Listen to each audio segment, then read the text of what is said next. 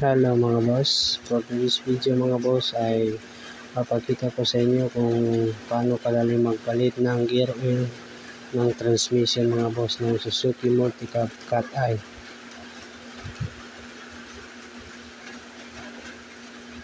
Tanggalin lang yung bolt dito mga boss, tapos dito yung drain plug.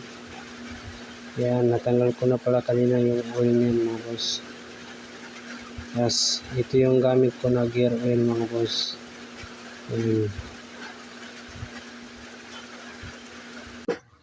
Ililipat natin dito yung gear oil mga boss para hindi tayo mahirapan sa paglagay.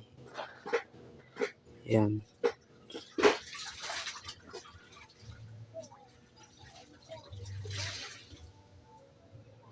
Yan, nilalagay ko lang mga boss dito.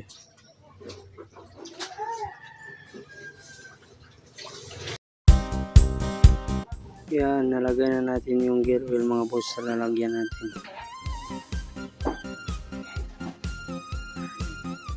Lalagyan ko muna ng mighty gasket ang drain plug ng transmission mga boss para hindi masayang yung gear oil.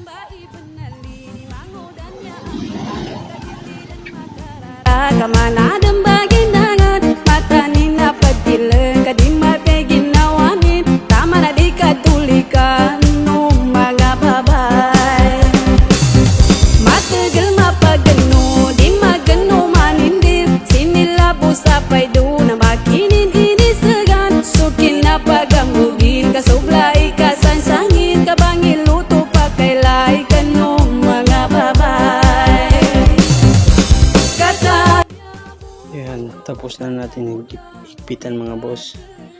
Punasan lang natin ng konti para medyo kuminis naman.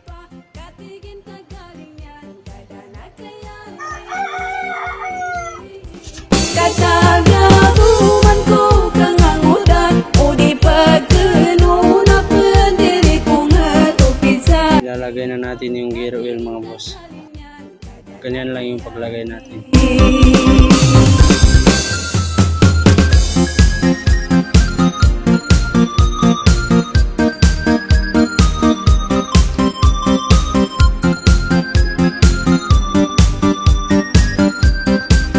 Sa hindi pa nakapalo dyan mga boss, pag-ipalo lang po ang Lex Mechanico Vlog and like, share, comment lang po.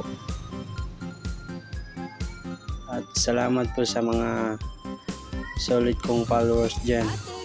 Shout out sa inyong lahat.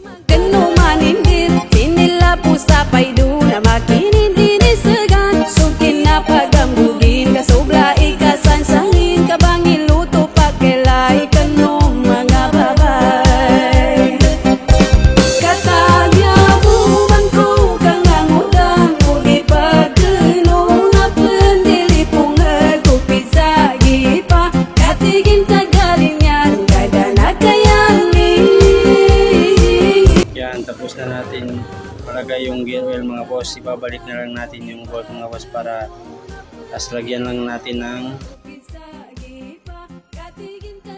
mighty gasket mga boss para walang leakage yung makina natin mga boss. Ano yung tamang paglagay ng gear oil? Dapat pag tumulo na, ibig sabihin okay na yung level ng gear oil mga boss. Pitan lang natin mga boss.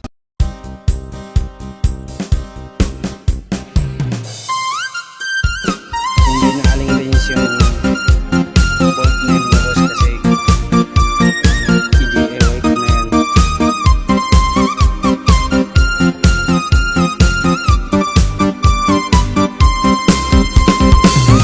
Nya pambai benali